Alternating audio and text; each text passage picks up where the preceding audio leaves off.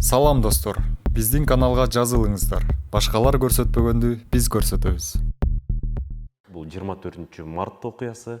Анан азыркыга чейин абдан талкуулап келишет да, Акаев ошондо өлкөдөн чыгып кетпегенде кандай болмок деген жагында көп талдап жүрүшөт. Сиз өзүңүз кандай ойлойсуз? Сиз өлкөдөн чыгып кетпегенде окуя башкача өнүгөт беле? Мен 15 жыл президент болуп иштедим. Ошол 15 жылдагы эң татаал, эң кыйын чечим мен үчүн ошол 24 марттагы республикадан чыгып кетүү чечими болду да. Себеби мындай болду. Эми биз ойлогон эмеспиз ошол күнү ала тоо аянты толук жана криминалдар чогулат деп. Эми ал криминалдар чогулганын кийин ачык айкын болбоду. Өзүңөр билесиңер, мына мисалы Раматалык Баяман өзү парламентте чыгып сүйлөбөдү. Мына кечээки революцияны жеңишке алып келген негизги күч мен болдум. Мен 5000 аскер алып келип, анан жеңип чыкты. Ошон үчүн мага бийликтин бир бутагын бересиңер деп ачык айкын ошо парламентте сүйлөдү. Анан кийин президенттик шайлоого катышам деп атылып кетти. Туурабы? Эртең менен кабинеттен карасам, ошол жерде дүрбүдө бар эле.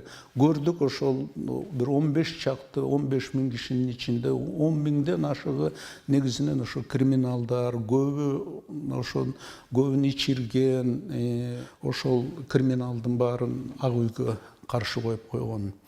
Анан көп эле айтышты мага, ошол жардамчыларым, эксперттерим ошо айтышты: Аскар Акаевич, мына өзүңүз көрүп турасыз, бүт мына 10 миңден ашкан криминалдык элемент экен, буларга криминалга каршы күч колдонбосок болбойт деп. Анан ошо чындыгында мен үчүн абдан кыйын чечимге туура келди. Дагы белгилүү болду, эгерде Акаев күч колдонбосо, кечинде сөзсүз өзүбүз кан төгүп, эртең анан кийин кан төктү деп анан кийин күрөштү улантышыбыз керек деген ушундай информацияны толук алдык. Бул сценарий кийин ошо Киевде дагы пайдаланышты, башка мамлекеттерде пайдаланышты. Кечиресиз, ушул сөзүңүздү бөлүп турам. Өлкөдөн чыгып кетүү маселесине келгенде, сиз кичи мекениңизге барууга же ошол эле Кыргызстанда бир башка бир булуң бурчунда болобу, же Бишкектин өзүндө эле калып, чыгып кетпей калууга мүмкүндүк болот беле? Ар тараптан ойлонуп, эң негизи мен кан төкпөшүм керек. Элдин канын төкпөшүм керек. Эч кандай бийлик адамдын өмүрүнө татыбайт. Ошондуктан мен кан төкпөшүм керек. Биринчи, мен баарын айттым. Эң акыркы приказым дагы өзүмдүн мына охрананын начальниги айтты, ушундай: Аскар Акаевич, военныйлар все советуют применить оружие дегенде айттым. Не стрелять ни в коем случае. Не стрелять. Мына акыркы ошол өзүмдүн военныйларга айткан командам ушу болду. Анан мен чечим кабыл алдым, ушу республикадан чыгып кетиш керек. Себеби мен Кеминге барганда, анан кеминдиктер көтөрүлөт, конфликт күчөмөк да.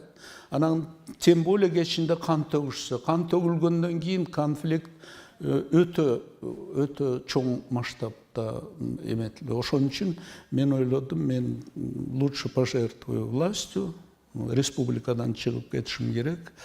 Ошентип дать возможность тынчтык жол менен жаңы бийлик келсе дагы, бирок кан төгүлбөсүн элге деп. Мына ушундай менин чечимим ушундай болду да. Анан туура эми күнөөлөп жүрүшөт, ушундай качып кетти деген, кийин күнөөлөштү. Ошондо Акаев күч колдонуп эле ошол криминалды тартипке чакырса болмок. Мына ушундай кийин көп каталыктарды, көп кыйынчылыктардан өткөндөн кийин эл ошентип айта баштады.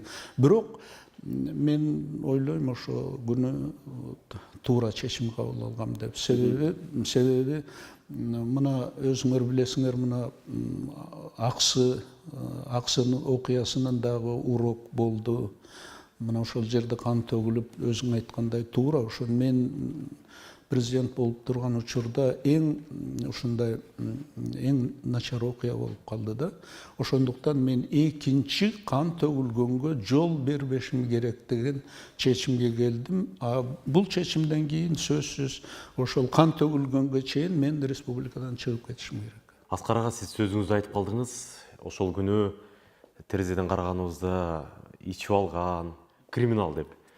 Криминал экенин сиз кантип көрдүңүз?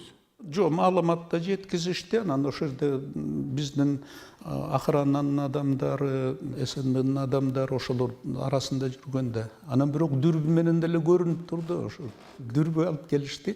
Дүрбү алып келип, мына көрүңүз, ишенбесеңиз көрүңүз, мына булардын кебетесин көрбөйсүзбү? Булар ушу жөнөкөй адам эмес, мына криминалдар деп баары.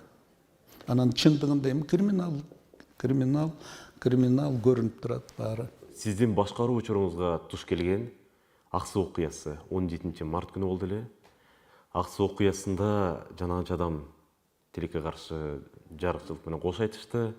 Бул сиздин башкаруу учуруңуздагы мындай абдан бетке чүркөө болгон окуя болуп калган эме ачуу чындык. Атуу жөнүндө буйрук чында келгенде ким тарабынан берилген? Туура айтасың, иним. Ошол мен президент болуп турганда эң ушундай эң татаал ошол окуя болду, ак суу окуялары. Мунун баары толук талкууланган, күнөөлүүлөрдүн баары жазасын алган. Ошол кезде өзүңөр билесиңер, бул атуу жөнүндө эч кандай команда берилген эмес. Мунун баары өздөрү атып ошону. Анан кийин жаба башташты да.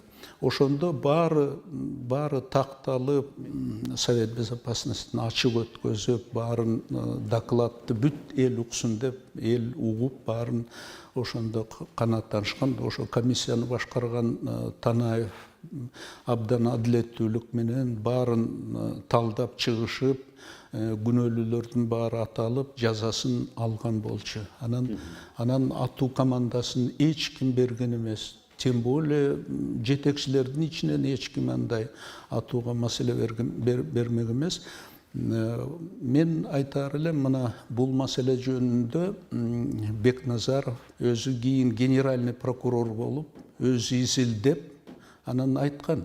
Мына ак суу окуяларына эми тактап келдик, мына Бакиев күнөөлүү экен деп. Себеби Бакиев ошондо премьер-министр.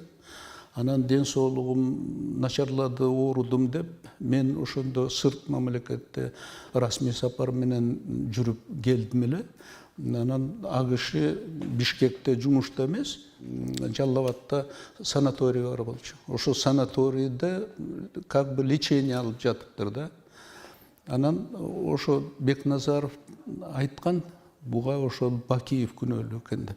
Кыргызда бир жакшы сөз бар го, ала кушту атынан аташ керек деп. Кылмыш же коррупция тууралуу сөз болгондо, анын суммасы же кайсы бир адамдардын ысымдары аталууга тийиш. Ушундай жагдайда сиз акыркы мындай бүтүм же жыйынтыгыңыз катары өзүңүздүн ак суу окуясына ким күнөөлүү деп ойлойсуз? Эң негизги ошол атууга. Эми бардык деталдар эсимде жок. Аны эми 20 жыл өттү. Акыркы 15 жылда мен Россияда жүрүп атам. Ошо фамилия баары. Бирок муну оппозиция өзү уюштурду. Ошол оппозиция уюштуруп, өздөрү кан төгүп, иши кылып президентти отставкага чыгарыш маселесин көздөшкөн деп эсептеймин. Кийин ошону мына Бекназаров өзү айтып чыкты, ушундай версиясын. Мына Бекназаровдун версиясы жөнүндө жаңы эле кеп кылдык. Ал жерде Бакиев жөнүндө кеп жүрүп атат да. Бакиев сиздин өкмөттү жетектеп турган өкмөт башчы катары. Ал оппозицияга тиешеси болгонбу? Сөзсүз болгон. Сөзсүз болгон ошо да. Мен отставкага чыксам, Бакиев премьер-министр карат сразу биринчи жетекчи болмокто.